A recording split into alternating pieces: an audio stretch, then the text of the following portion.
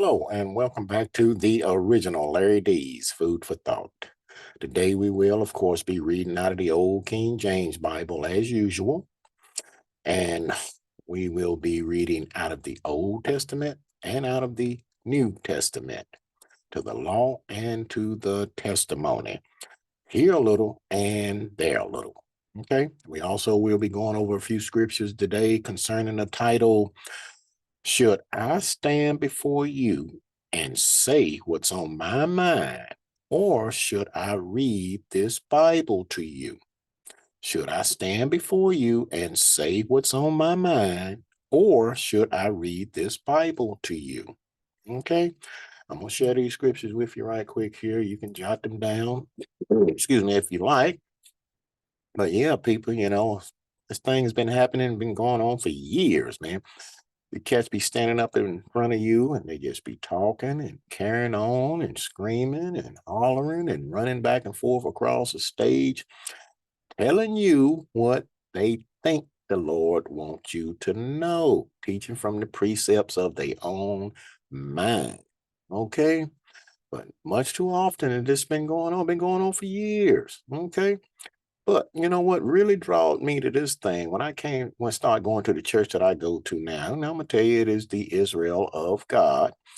I looked and I said, wait a minute, this guy is actually reading the Bible to me.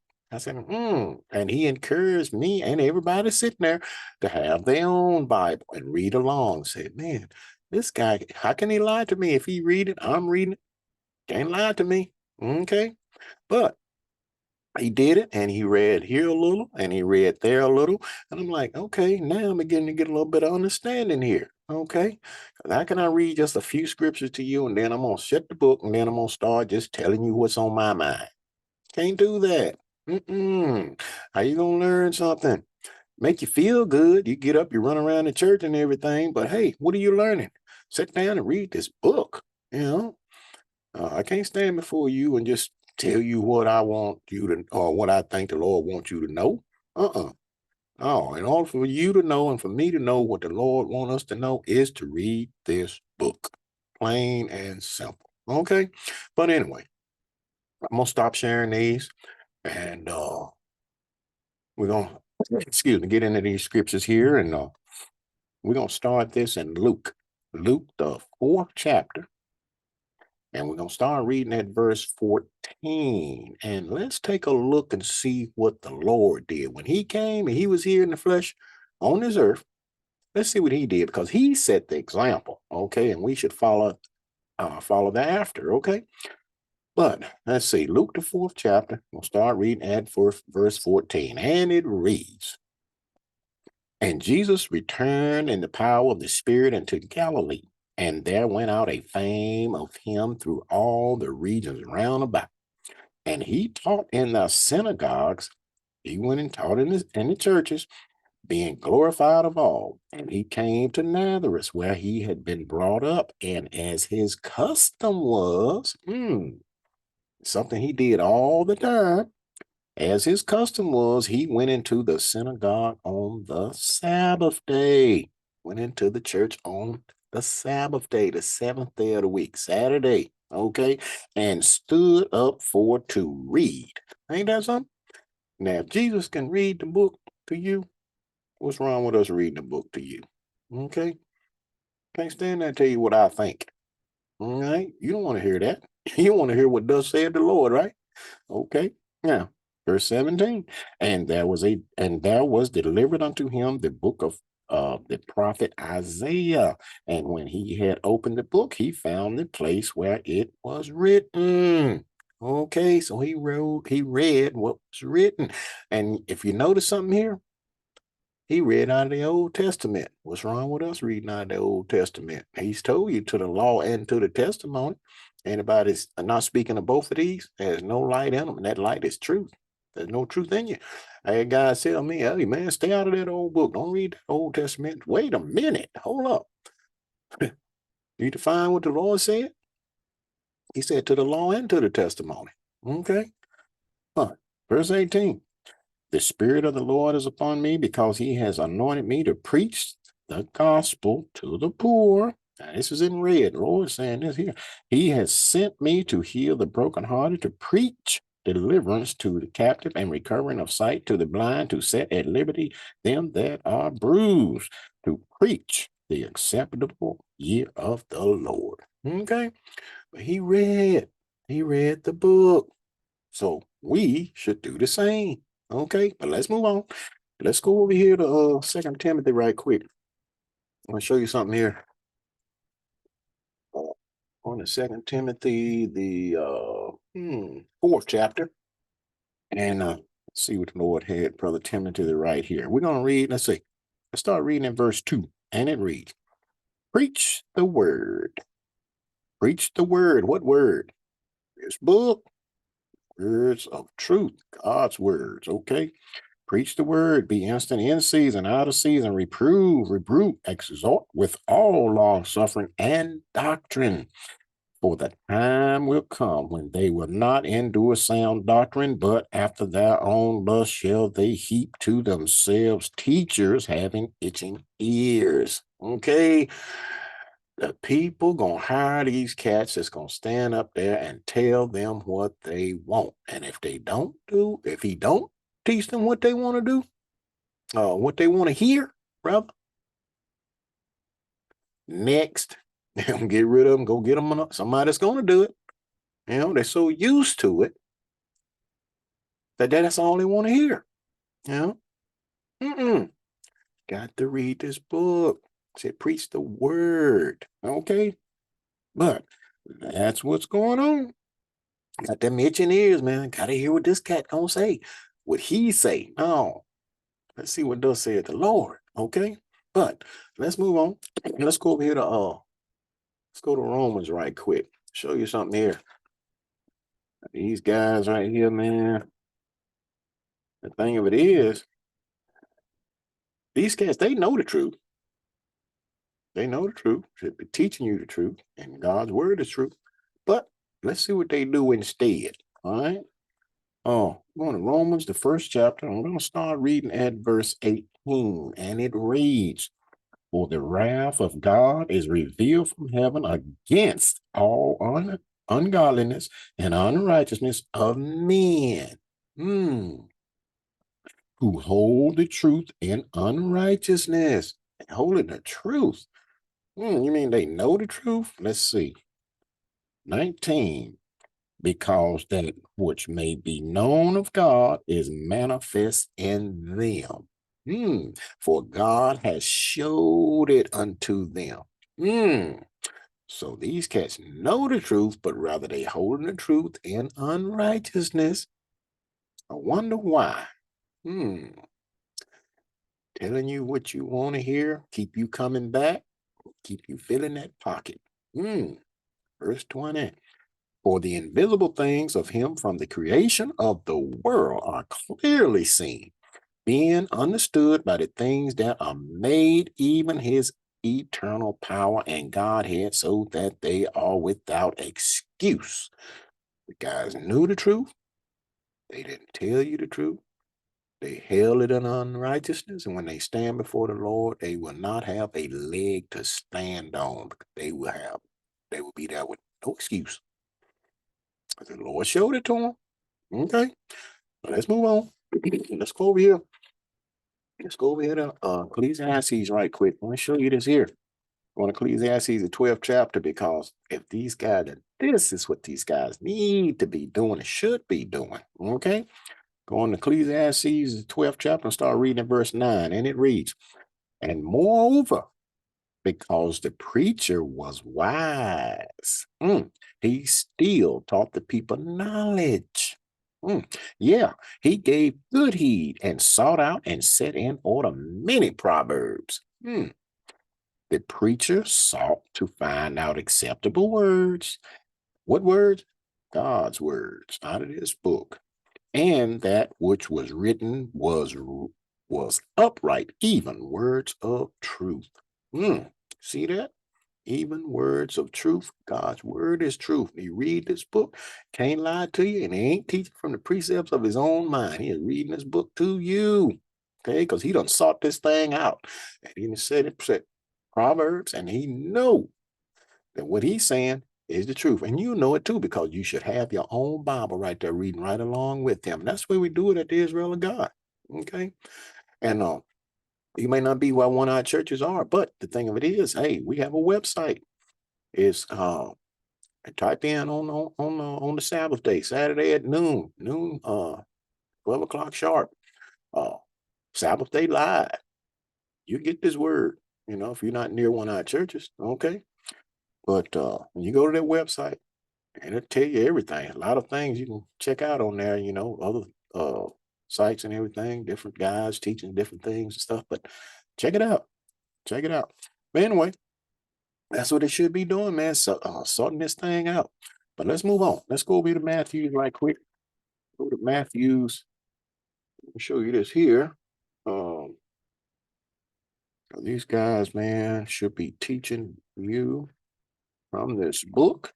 And let's take a quick look at this right here. Going to Matthew's 24th chapter, and I'm going to read one verse, verse 14, and it reads, "And this gospel of the kingdom shall be preached in all the world for a witness unto all nations, and then shall the end come." I wonder. I'd ask yourself the question, why isn't the end here yet? Hmm? Because if this gospel of the kingdom has been preached, and look at that, go drive through any city, you see a church on every corner, some of them two and three churches on one corner. But look at all the churches all over the world. Okay? How come they ain't here yet? If these cats were teaching what the Lord said, it would be here. So obviously somebody's not teaching what the Lord say. Wouldn't you say? Hmm. Something to think about, huh? All right. Let's go let's go back to Second Timothy right quick. Show you this here. So going to Second Timothy. Go back to the fourth chapter, and I'm going to read one verse right here. And it reads, "And they shall turn away their ears from the truth, and shall be turned unto fables." Hmm. People done turn their hearts, even their mind, away from the truth. I want to hear what this cat got to say when he stand up there in front of you. And you done turn your hearts away from the truth. That you have driven them, they have driven you away from this word. And now you done turned to fables. What is a fable? Jesus died on Good Friday and rose Easter Sunday morning. Can't read that nowhere. I read this book more than once, from cover to cover. That is not in there. But I did read in there where he said that he was crucified on Wednesday, the middle of the week. Okay? And he rose on the Sabbath day. And he said he gave a sign, said that, hey, he would be in the grave 3 days and 3 nights. Can you get 3 days and 3 nights from Friday evening to Sunday morning? Can't do it with nobody's arithmetic. Okay? So, fable. Jesus is the reason for the season, that Christmas thing. Fable. Okay? Christmas was around way before Jesus was on the scene. And then when the Lord did come, then they took and stamped his name on it. Now everybody flocked to it like you wouldn't believe. Okay? All over the world. Crazy. But anyway, let's move on. Let's go to still in Second Timothy. I'm going to Second Timothy, third chapter, and I'm gonna start reading at verse 1, and it reads, "Thus this know also, that in the last days perilous times shall come. Mm. For men shall be lovers of their own selves, covetous, boasters, proud, blasphemers, disobedient to parents, unthankful, unholy, without natural affection, truth breakers, false accusers, incontinent, fierce, despisers of those that are good, traitors, heady, high minded, lovers of pleasures more than lovers of God, having a form of godliness, but denying the power thereof. For such turn away." Having a form of godliness. Yep. You see in the churches, man, you hooping, you're hollering, you're getting up, you're running up and down in the lane, jumping up on pews, doing all kinds of stuff. He doesn't sit there and told you all that stuff, man, hollered at you, and now you feeling all bubbly. Have having a form of godliness, but denying the power thereof. Say you honor me and you worship me with your mouth, but your heart is far from me. You go in there, you listen to this cat tell you stuff, you go home feeling good, then the next day you're cursing out your brother or your sister. It's crazy. Form of godliness. Okay, let's move on. Let's go to Proverbs. Let's go to Proverbs right quick here. Show you this here. Let's see. I'm going to Proverbs, the 28th chapter. Take a quick look at this here. Proverbs 28, and I'm going to read one verse. And it reads, doing all this stuff. You hoop me hard, you think you're praising the Lord, having a form of godliness. Then you come in, then you get in some trouble. Then you want to get on your knees and want to pray. Let's see what the Lord will say about this. Verse 9, Proverbs 28 and 9, and it reads, he that turneth away his ear from hearing the law, even his prayer shall be an abomination. You see that? Oh, we can eat anything. Pastor said we can eat anything. All we got to do is pray over it. I tell you what, on your own, you go and read Isaiah 66 chapter, start reading around verse 15. See what the Lord going to do to those when he get here to still eating that pork and all them abominable things and the mouse. He said, all of you going to be consumed together. And that is future because the Lord ain't here yet, is it? Okay. Think about that. All right. All right. Lord ain't hearing that. You ain't hearing that prayer. You wonder why the Lord ain't answering my prayer. Okay. Now you see. All right, let me show you something else on that too. Let's go over here to St. John right quick. St. John, or going to St. John, the 9th chapter. Show you what else the Lord said here. Two or more witnesses. Check it out. Oh, St. John 9, and I'm going to read one verse right here, verse 31. Now listen close. And it reads, Now we know